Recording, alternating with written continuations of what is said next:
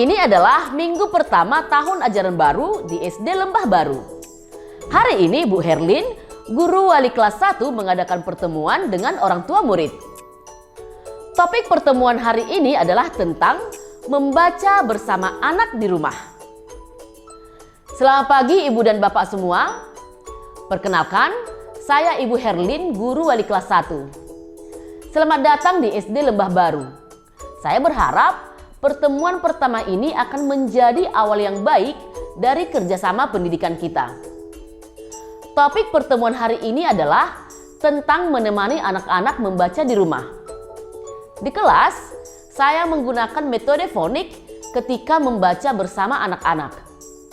Pagi ini, kita akan mencoba bersama agar ibu dan bapak bisa ikut mempraktekkannya bersama anak di rumah.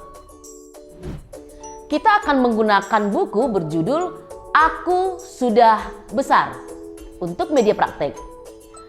Kita akan mulai dari sampul buku ini.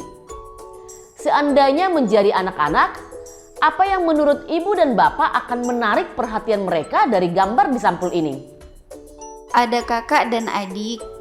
Kakak memakai kaos kaki yang beda warna. Ada 2 mainan berbentuk bintang. Wah, ibu dan bapak pengamat yang jeli ternyata. Hal serupa juga bisa dilakukan di awal kegiatan membaca bersama anak di rumah.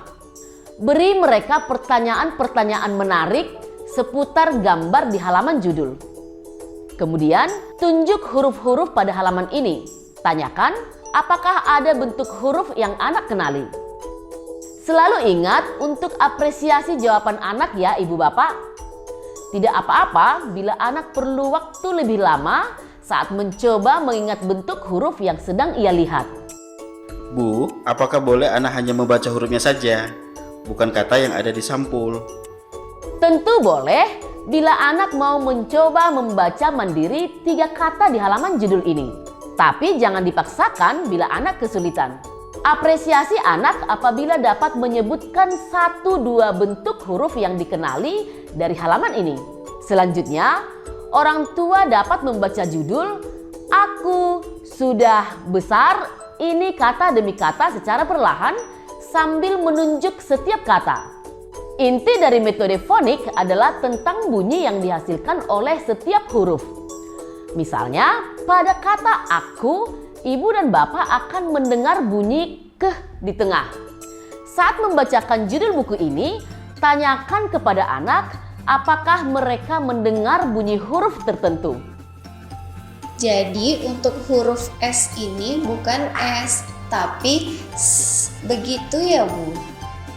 Tepat Bu.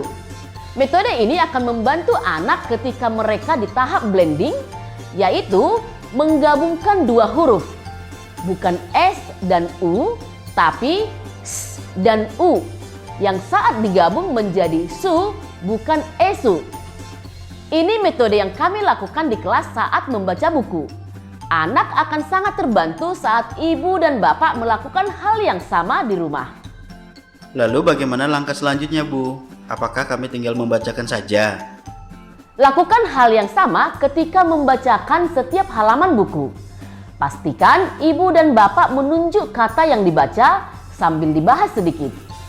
Misalnya pada halaman ini, setelah menunjuk dan membacakan kalimat kakiku juga besar, ibu dan bapak bisa berhenti sejenak lalu membahas tentang ukuran kaki orang tua dan anak.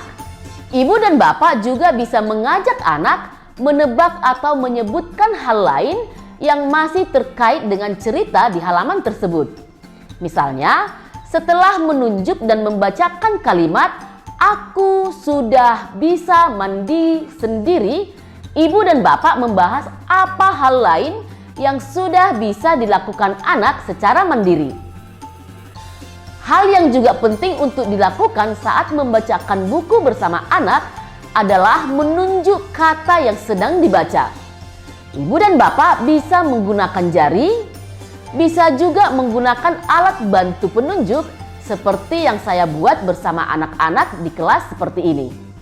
Apakah cara ini efektif untuk membuat anak-anak lancar membaca dengan cepat, Bu? Bila cara ini konsisten dilakukan di sekolah dan di rumah, anak akan semakin sering terpapar dengan huruf dan kata. Banyak bentuk huruf dan kata yang akan mereka kenal dan hafal karena terlihat familiar. Ini akan membantu mereka untuk segera lancar membaca.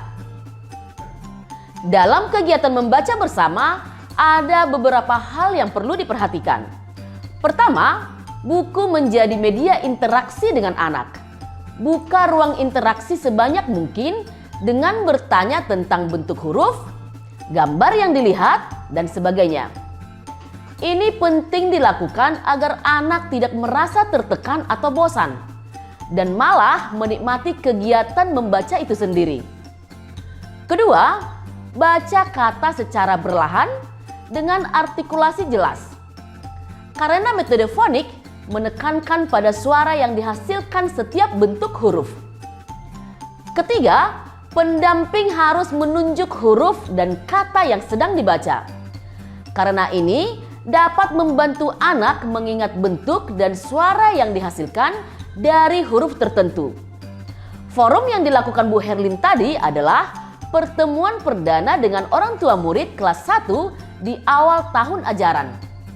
Forum serupa dapat dilakukan oleh para guru di jenjang PAUD akhir sebagai proses transisi menuju jenjang SD. Bagaimana Ibu dan Bapak? Sudah siap untuk mencobanya?